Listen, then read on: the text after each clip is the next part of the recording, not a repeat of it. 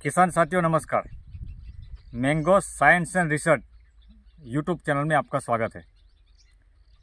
किसान साथियों, पिछले वीडियो में हमने देखा था कि केटाइन एक्शन क्या होता है और केटाइन एक्शन प्लांट में कैसे होता है, कौन कौन से पे केटाइन्स होते हैं। और पिछले वीडियो में हमने बताया था कि इसका पार्ट 2 भी हम बनाएंगे, क्योंकि आपको धीरे से उसको समझना पड़ेगा, क्योंकि ये सॉइल का पूरा साइंस है। ये जो फार्म आप देख रहे हो ना, ये फार्म की जो पानी का क्वालिटी बहुत ज़्यादा ख़राब है। ये फार्म ने हमने मैंगो प्लांट लगाया है और इसमें अभी आप देखो, ये पत्ते के अंदर किसी भी प्रकार की कोई हानिकारक सिम्टम्स नहीं है। अब देखिए इस पत्ता है, इसमें बहुत सारा हमने काम किया है सॉल्ट के ऊपर। तो ये जो पहले हम वो अपना जो अधूरा टॉपिक है उसको पूरा करते हैं। आज हम देखेंगे केटाइन एक्शन के अंदर अफेक्टिंग पैरामीटर कितने होते हैं, कौन कौन से ऐसे जो पैरामीटर है जो केटाइन एक्शन कैपेसिटी को कम करते हैं या उसको बढ़ाते हैं। सीधी भाषा में कहें तो केटाइन एक्शन कैपेसिटी वो एक ऐसा जिसे आपकी सॉइल की फर्टिलिटी तय होती है। केटाइन का जो मूवमेंट है आपका, जो सॉइल में से प्लांट के अंदर होना चाहिए। तो किसान साथियों, आपका सॉइल का टेक्सचर, पहली बात, पहला अफेक्टिंग पैरामीटर आपका सॉइल का टेक्सचर कैसा है। अगर आपकी सॉइल सैंडी सॉइल है, यानी कि रेत ज़्यादा है, नदी के नज़दीकी सॉइल है आपकी, तो आपकी केटाइन एक्शन कैपेसिटी पुअर होगी, क्योंकि उसके अंदर नेगेटिव आयन कम होते हैं, तो वो केटाइन को होल्ड नहीं कर सकते। तो सबसे पहले आपका, अगर आपकी सॉइल क्ले है, यानी कि ब्लैक मिट्टी है, पानी को भी ज़्यादा पकड़ के रखती है, वो साथ साथ आपके केटाइन को भी ज़्यादा पकड़ के रखती है, तो आपका सॉइल टेक्सचर आपका कैसा है वो बहुत ही मायने रखता है। दूसरा चीज़ है आपका ऑर्गेनिक मैटर। अगर आपकी सॉइल में ऑर्गेनिक मैटर ज़्यादा है तो वो नेगेटिव आयन उसमें ज़्यादा होते हैं, तो वो भी केटाइन को पकड़ के रखते हैं। जो केटाइन्स होते हैं जैसे कैल्शियम हो गया, पोटेशियम हो गया, वो सॉइल के साथ इलेक्ट्रोस्टैटिक बॉन्ड से जुड़े हुए होते हैं। अगर आपकी सॉइल में ऑर्गेनिक मैटर है और आपका तीसरा एक चीज़ टेम्परेचर भी रहता है, टेम्परेचर के कारण अगर ऑर्गेनिक मैटर डिकम्पोजिशन ज़्यादा फास्ट हो रहा है तो ऑर्गेनिक मैटर को पकड़ के रखेगा, वो केटाइन को पकड़ के होल्ड करके रखेगा।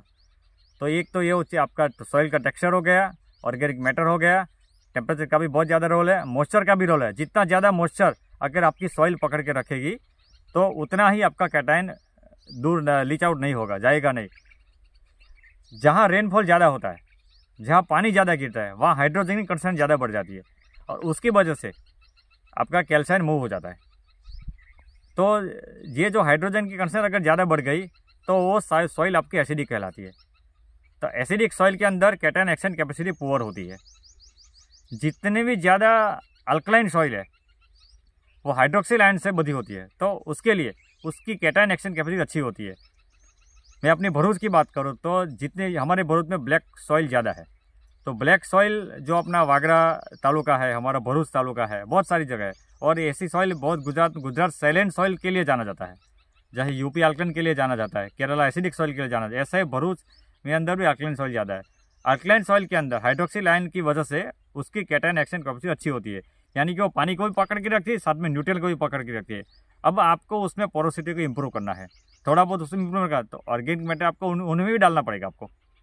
तो ये जो cation action capacity affecting parameter है वो एक टेम्परेचर हो गया, आपका ऑर्गेनिक मैटर डिकम्पोजिशन का रेट हो गया, एक हो गया आपका सॉइल का टेक्सचर कैसा है, ये भी आपका हो गया। आप सॉइल के टेक्सचर को पूरा का पूरा चेंज नहीं कर सकते, लेकिन आपकी जो कृषि है उनके अकॉर्डिंगली आप उसको थोड़ा बहुत चेंज कर सकते हो, जिससे आपकी केटाइन एक्शन कैपेसिटी सुधर जाएगी। अगर ख़राब है तो अच्छी हो जाएगी, और बहुत ज़्यादा क्ले पार्टिकल है तो उसमें भी पोरोसिटी इंप्रूव हो जाएगी। तो आपको ऐसा अमेंडमेंट करना पड़ेगा। उसमें सबसे अच्छा अमेंडमेंट जिप्सम अमेंडमेंट है। जिप्सम के अंदर कैल्शियम और सल्फर दोनों होता है। कैल्शियम जो डाइवेलेंट है वो सोडियम को रिप्लेस कर देगा। ये जो आप खेत में खड़े हो, ये खेत का जो सोडियम है वो 35 MEQ पर लीटर है, यानी कि वो बहुत ज़्यादा हो गया, एक्सट्रीम उसको बोल सकते हैं। उसके अंदर हमने जिप्सम का अमेंडमेंट किया है। हम सबसे पहले रूट जोन के अंदर जिप्सम का अमेंडमेंट किया, उसको अच्छा पानी दिया। जो नर्मदा का कैनाल वाटर है उसको हम इधर ले आए हैं और उस पॉलिंग से हमने लीच आउट किया। जिप्सम दिया, कैल्शियम ने बॉन्डिंग तोड़ दिया, सोडियम टूट गया और फिर अपने अच्छा पानी दिया। अगर आपका ख़राब पानी और ख़राब पानी आप देते ही रहोगे तो कभी आपका फार्म नहीं सुधर सकता।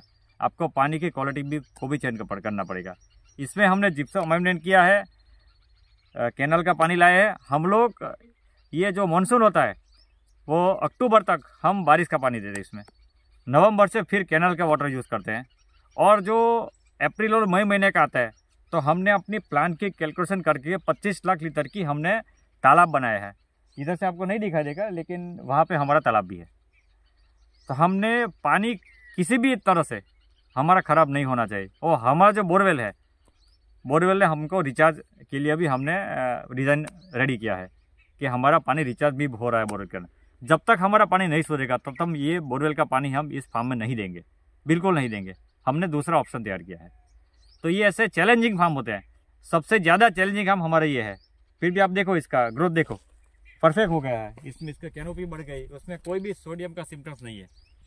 आप देखो ये तो कैटायन एक्शन कैपेसिटी जो हमने आगे बात किया था, जिसका पार्ट 2 हमारा बनाना बाकी है। अफेक्टिंग पैरामीटर्स होता है कैटायन एक्शन कैपेसिटी का, उसको वो भी आपको चेक करके वो आपको इम्प्रूव करना है। टोटल हम बात करें तो आपको सॉइल साइंस के ऊपर बहुत ज़्यादा काम करना पड़ेगा अगर आपको मैंगो का प्लांट लगाना है। तो ये हमारा खेती भी ऐसा है, अगर खेती में भी आप सॉइल के ऊपर काम नहीं करोगे आप अच्छी खेती भी नहीं कर सकते। तो पानी एक बहुत इंपॉर्टेंट है, क्योंकि पानी सबसे ज़्यादा मास फ्लो से न्यूट्रिशन मिलता है, वो पानी में ही डिजोल्व होता है। सॉइल सॉल्यूशन पानी से ही बनता है, गैसियस न्यूट्रिएंट्स पानी, वो जो पूरा सॉल्यूशन बनता है वही प्लांट अपटेक करता है। जैसे आपका जो कैटायन है वो सॉइल में है और पानी दिया आपने तो सॉइल सॉल्यूशन में आया, जो रिप्लेस हो गया और वो प्लांट ने अपटेक कर लिया तो उसकी जगह हाइड्रोजन आयन आ गया। फिर आप जिप्सम दोगे तो उसका जो एक्सचेंज हो जाएगा। तो इसी तरह से न्यूट्रिएंट का एक्सचेंज होता रहता है। अगर एक्सचेंज नहीं होगा तो प्लांट को खुराक भी नहीं मिलेगा, प्लांट को न्यूट्रिएंट ही नहीं मिलेगा। तो जितनी हो सके उतनी आपकी कैटायन एक्शन कैपेसिटी अच्छी होनी चाहिए, और अच्छी तभी होगी जब आप अपनी प्रेजेंस चेक करोगे। अब कुछ लोग बोलते हैं कि जिप्सम अमेंडमेंट कैसे करें, कितना डालें, क्यों डालें, तो भी इसके लिए आपको सॉइल टेस्ट करना पड़ेगा।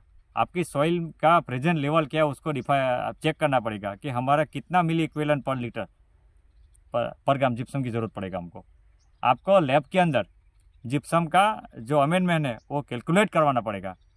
सॉइल और पानी के टेस्टिंग के बारे में जागरूक होइए। आज की जो खेती है वो चैलेंजिंग फार्म है, और चैलेंजिंग फार्म अगर आपको खेती करना है, फ्यूचर में सब चैलेंजिंग है और आपको चैलेंजिंग पे ही काम करना पड़ेगा। मोटा मोटा हम बताएं तो पर हेक्टर अगर 1 मिलीकोलन सोडियम आपको हटाना है तो 1.92 टन जिप्सम आपको ज़रूरत पड़ता है पूरे खेत के अंदर। अगर आपको 5 मिलीकोलन, अगर आपको कितना मिलीकोलन आपका सोडियम है वो आपको चेक करवाना पड़ेगा। इसके लिए आपको सॉइल टेस्ट करना पड़ेगा। तो आशा करते हैं आज के वीडियो में हमारे किसान समझे होंगे कि CEC की इम्पोर्टेंस क्या है और CEC के अफेक्टिंग पैरामीटर्स क्या है, उसके ऊपर काम कैसे किया जाता है, जिप्सम का रोल क्या है, और सारा पानी को हम इम्पोर्टेंस क्यों ज़्यादा देते हैं, इसी की वजह है।